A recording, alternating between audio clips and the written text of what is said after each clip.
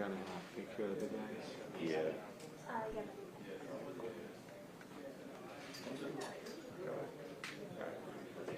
Revised final.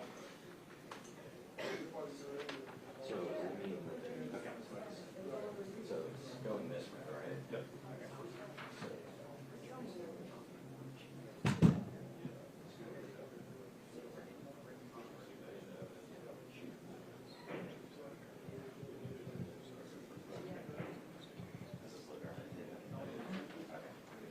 Maybe I'll also call Do you me mind if I use like a marker? 5 in the morning. Okay, back to you. That's right. It's fine. No, Take a yeah. picture. You call me at 5 in the morning and say, it's 5 in the morning. Here, buddy. No, here. They were out for tiny this morning. I didn't watch that. Well, they landed, Fantastic boards. I believe so. They landed, it's 6 hours. Yeah. You said they landed at midnight, right? They left 5. I mean, they're gonna be one. It's 7 hours. They landed at midnight. Local time. All the chief. And then Local time, yeah. No, it's, So it's 6 a.m.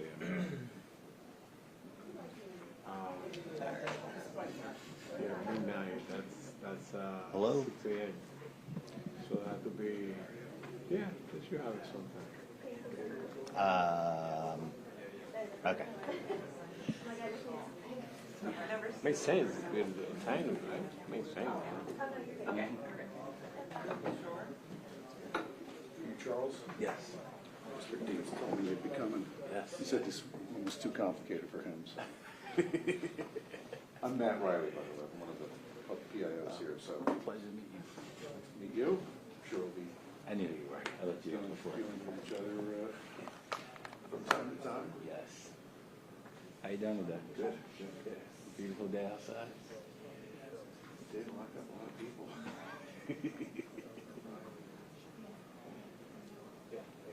The sun's out. This morning when I got in here, it was like foggy and cold. We'll be starting fairly soon. If you have any questions while we wait, I think we're just waiting for last arrival. But pretty good. Pictures, so. Sounds good. Here's it. You're gonna give it up.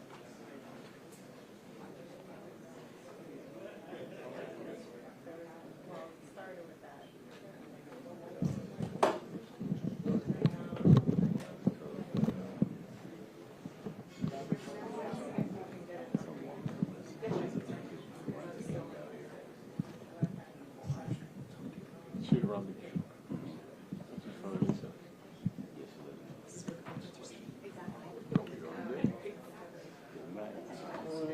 You really want to do that? So much today was like, oh, Actually, no, we don't have on to. the other hand, I was like, She runs away with my signs. She's running away? She runs the gun. So she's running. But they cut it, they arrested her. So actually, I'm gonna ask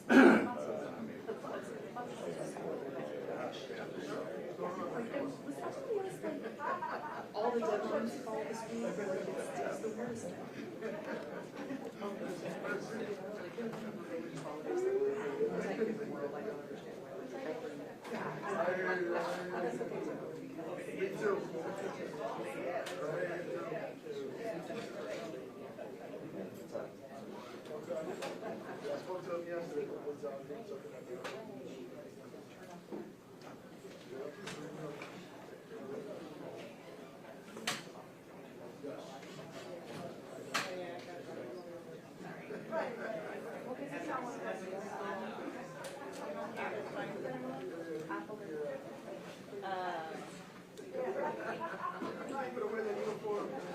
You got her name?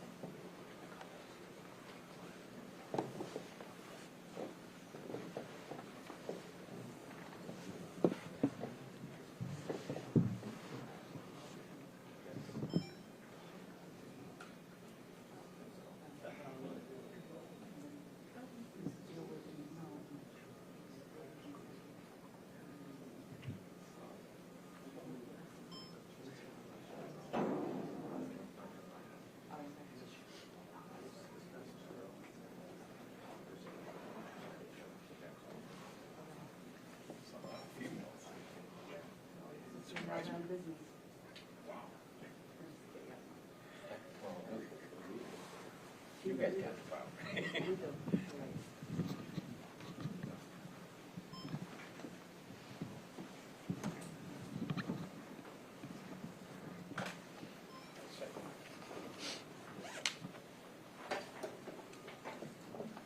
Good morning, everyone, and thank you all for being here.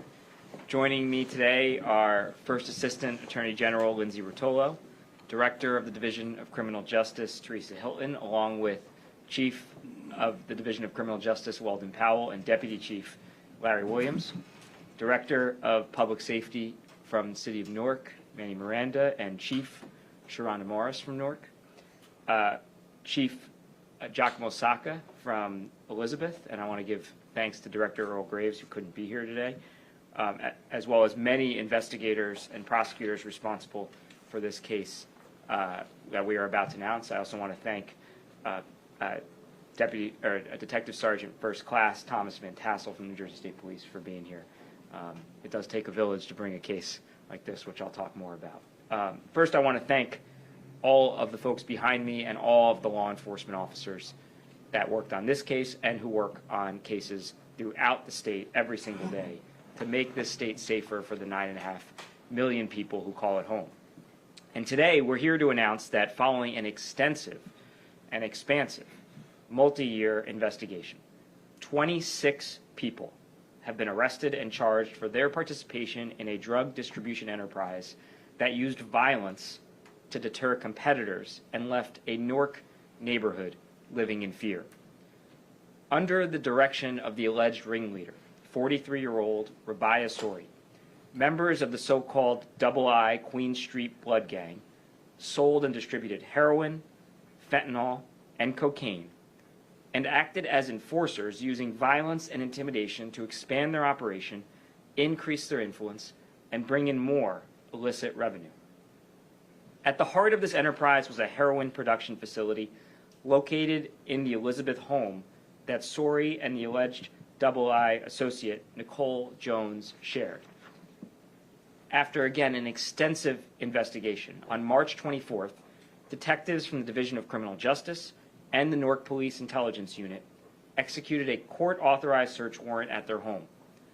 Sori and Jones were both arrested on the spot, and inside the home, detectives found 91 grams of raw heroin, heroin stamps bearing the names Exit 5, Route 21, Body Bag, and Passion, which were consistent with the stamps linked to Sori's enterprise. And they also found $17,000 in cash. Detectives inside the home also found tools of the drug trade, empty glassine wax folds, tape, rubber bands, and digital scales, all items used to package and sell heroin. Sori is charged with multiple crimes, including racketeering, conspiracy, weapons offenses, assault, and drug offenses connected to drug operation. Other members of the gang face similar charges. Investigators have linked Sori and her fellow gang members to numerous acts of violence, ranging from a road rage incident which left one person injured with a gunshot wound, to another case in which a woman, another member of the gang, suffered a gunshot wound to the left side of her face because she reportedly owed Sori money from drug sales. Double I members operated without fear of accountability, even posting videos to social media in which Sori talked about a beef she had with a rival. These videos showed Sori and others at an apartment complex where a rival reportedly lived. Sori told listeners that she knew where her rival lived and was coming to get him. Last summer, near North 12th Street in Newark, we saw another example of the brutality of Sori and her Double I associates. Surveillance footage captured a man falling to the ground as people ran away. The man, believed to be an associate of the individual in the video that I just discussed, was seen crawling down a driveway, appearing to be injured before eventually running away with blood pouring down his arm. The victim did survive the assault despite being shot 3 times. For these alleged actions, Sori and co-defendants Dozier, Johnson, Hobbs, and Henderson, and we have the full list up here, were charged with second-degree aggravated assault, second-degree conspiracy to commit aggravated assault, second-degree possession of a weapon for unlawful purpose, and second-degree unlawful possession of a weapon.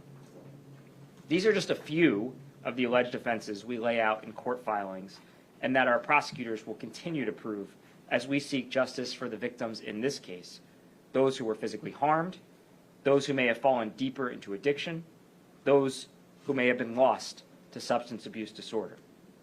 We also will seek justice for their families, their loved ones, and importantly for the residents of Newark and the residents of this state who were put in danger by this illegal operation. The Division of Criminal Justice Director Hilton will share additional details about Sori and her gang in a moment, but I want anyone listening or watching today to take away a very simple message. If you engage in gun violence, if you enable others to engage in gun violence, if you sell heroin or other dangerous drugs in the state of New Jersey, anywhere, there is no safe place to hide. We will find you, we will catch you, we will hold you accountable to the maximum extent under the law. In this case, multiple charges of first-degree racketeering conspiracy. Protecting the people of this state is my top priority. It's central to my role as our state's chief law enforcement officer. Violent crimes, particularly gun violence and drug trafficking, are serious threats to the safety of our residents. And the Division of Criminal Justice and our partner agencies across the state, many of whom are represented here, are committed to pursuing individuals engaged in these acts and putting them behind bars. In the last several years, we've seen gun violence drop to historically low levels. 2 years running, the lowest number of shootings on record since we've been tracking the statistics. We saw opioid deaths last year decline by 30%. We've seen burglaries and auto thefts decline. That is the result of the hard work of our law enforcement community, law enforcement community partnerships like the ones that you're seeing today. These cases do not happen by accident. They happen based on dedicated work by career law enforcement officers throughout our state who put the public safety, in many cases, ahead of our own. And we've seen that time and again, and it's no greater example of it than the folks standing behind me. The Newark Intelligence Unit obviously has lived that this year. They lost one of their own, Detective Joseph Escalona, and I want to, again, extend my most heartfelt condolences to the entire Newark police family. Even after that tragedy, that unit and the women and men of the Newark Police Department, under the direction of Chief Morris, Director Miranda, continued to put the public safety first. This work continued after that shooting. And as a result, 26 dangerous individuals have been apprehended and will be brought to justice. And so when we talk about why shooting numbers are down, why drug overdoses are down, it's because of the work of the men and women behind me and the prosecutors in our office and in agencies throughout this state who are holding people accountable when they terrorize our communities, when they hurt our residents. And we are not going to stop until those numbers get to zero. So I want to thank, again, the Newark Police Department under the leadership of Director Miranda and Chief Morris. I want to thank as well Lieutenant Sean Powell and Captain Patricia Rodriguez Alfieri.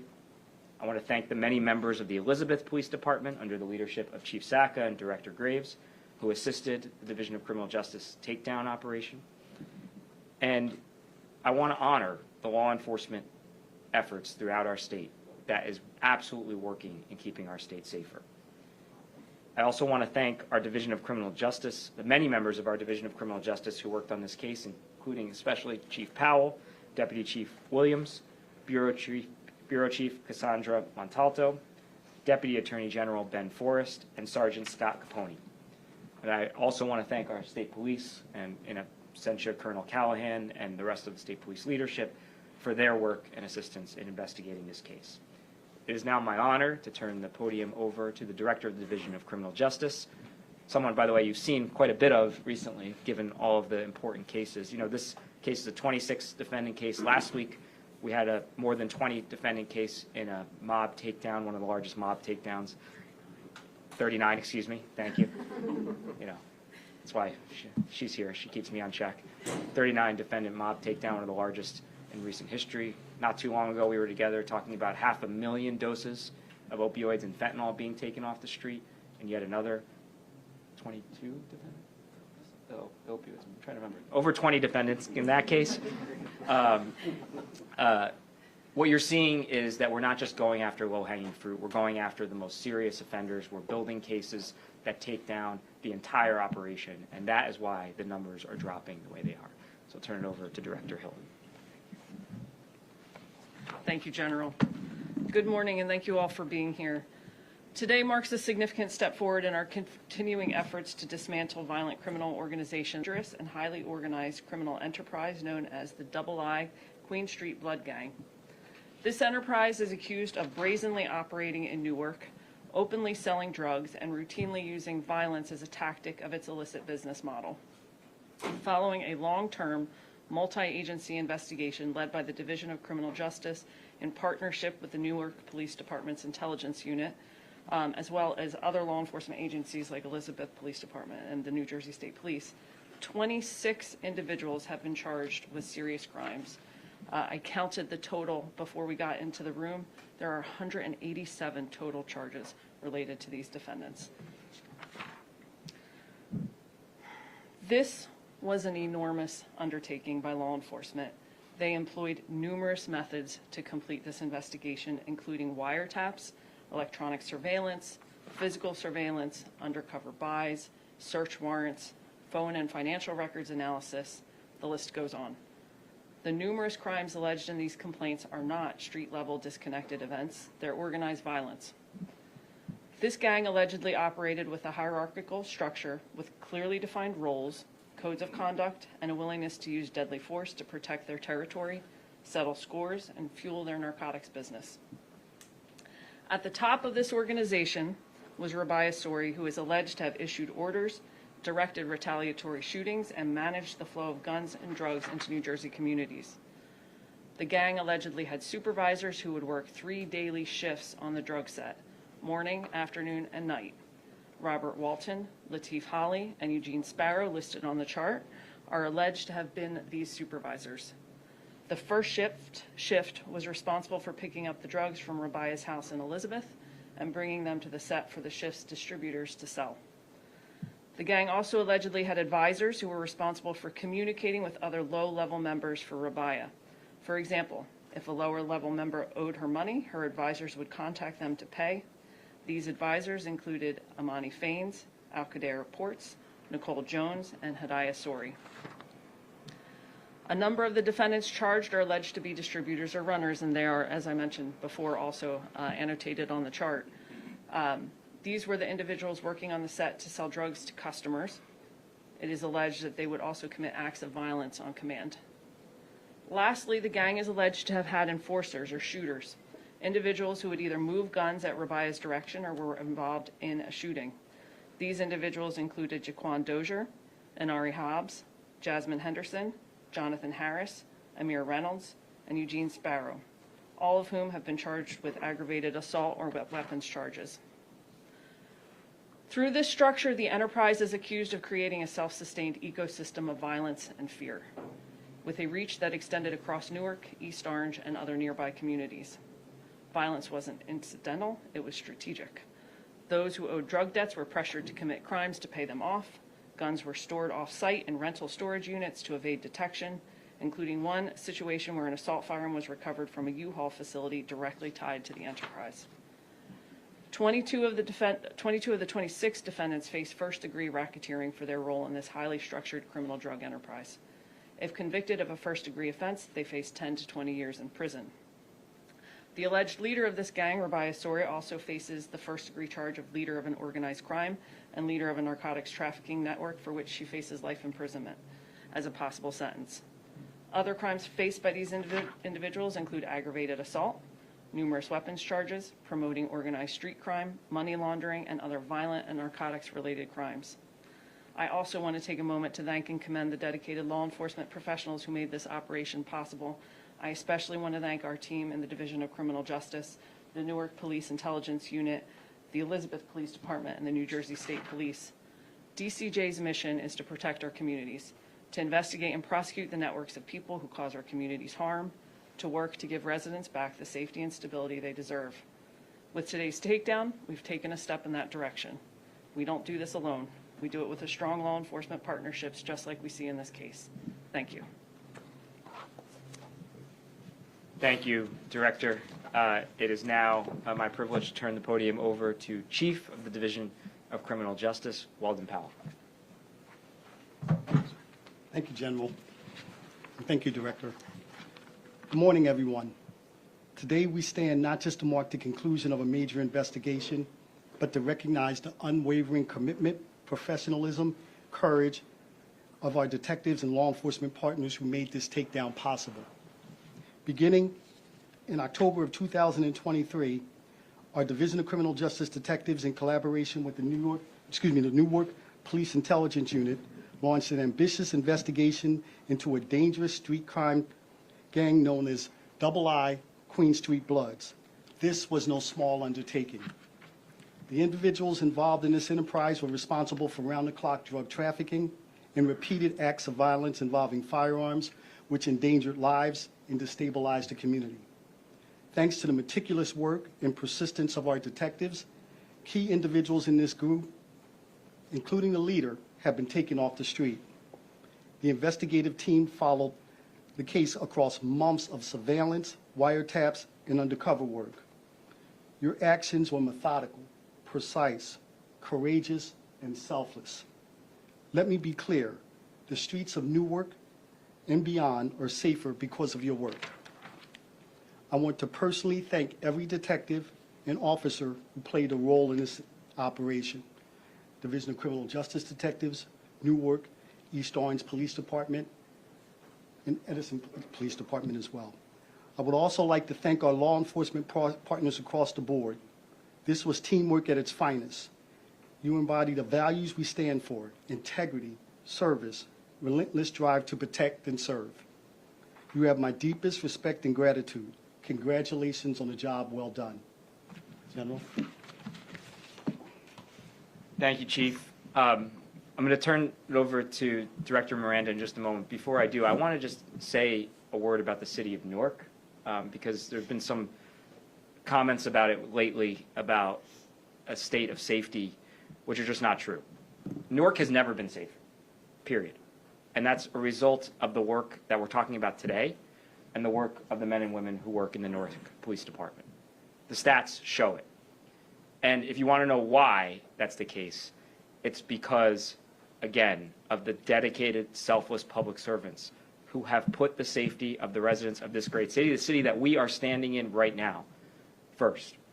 So for anybody who may watch this and think, oh, the streets of Newark are awash in crime, because of these brave men and women, they are not. And you should come. You should come here. You should enjoy this city. You should get some of the great food, some of the best food you'll find anywhere. See some of the great culture that we have here. Meet some of the best and frankly funniest people you'll ever meet. And one of the richest and warmest cultures I've ever experienced. And I want to thank the Newark Police Department for making this city as safe as it is today. And while we're talking about a very serious takedown of a very serious gang and criminal enterprise, I don't want it to be lost that the reason why there are hundreds of thousands of people who enjoy a safer place to live and why millions of people who enjoy a safer place to come visit is because of the work that we are doing, not just today, but 365 days a year. Director, I'll turn it back over to you. Good morning. Thank you, General. On behalf of the Mayor, Raj J. Baraka, the Chief of Police, Sharonda Morris, we extend our sincere gratitude to General Platkin and the Division of Criminal Justice for their partnership with the Newark Police Division. It is times like this when you recognize that New Jersey has an exceptional Attorney General who is laser beam focused on removing gang violence and drugs from our streets. Newark is the largest city in the state, and some people see it as a gravy train for the criminal activities. In this case, it was an entire criminal enterprise led by someone looking to make fast money at the expense of Newark residents. Thanks to the hard work of our major crimes detectives, led by Captain Patricia Rodriguez-Alfieri and the Division of the Criminal Justice, the plans of these suspects were cut short. The Newark Police Division has some of the most talented, committed police officers, detectives, and supervisors in the world. And because of our effective partnership and collaboration with General Platkin, who works night and day to keep New Jersey safe, 26 violent crime suspects are no longer wreaking havoc or terrorizing our neighborhoods. Instead, they are facing some serious criminal charges. And I hope this sends a clear message that Newark is not a playground for gang leaders or their workers. Thank you again, General Platkin, for advancing this great partnership and collaboration with the Newark Police Division. Thank you. Thank you, Director. I'm happy to take a few questions. Is there any connection between this takedown or this operation and the fatal shooting of Detective Ascuna? I believe it's the leader's son who's accused. So it is not the leader's son. We cannot rule out a family relationship, but in terms of criminal activity, no evidence of any connection at this time. Have all of these defendants appeared in court yet? I'll let Director handle. Not all of them have appeared in court yet. A few of them, 6, have not been arrested yet. Several of them are pending their detention hearing, including the leader, Rabbi Asori, who we anticipate being scheduled this week. Okay. Are any going to be in court today? It's possible. I mean, they do it fast. It's within 48 hours that you have a first appearance. So I can get a list and we can get that out to you. Okay. And in terms of, I just want to get this clear, where they were keeping the drugs, was at a home in Elizabeth? CDS was found in several locations, but a large stash of it was found in the home in Elizabeth, yes. Which is why we have multiple agencies represented here. And again, I want to thank the Elizabeth PD as well for their work. Any other questions? I want to thank you all for coming, and I want to thank, again, the women and men of the Newark Police Department, the Elizabeth Police Department, the Division of Criminal Justice, the state police, and all law enforcement for working tirelessly to keep this state safe. Thank you all.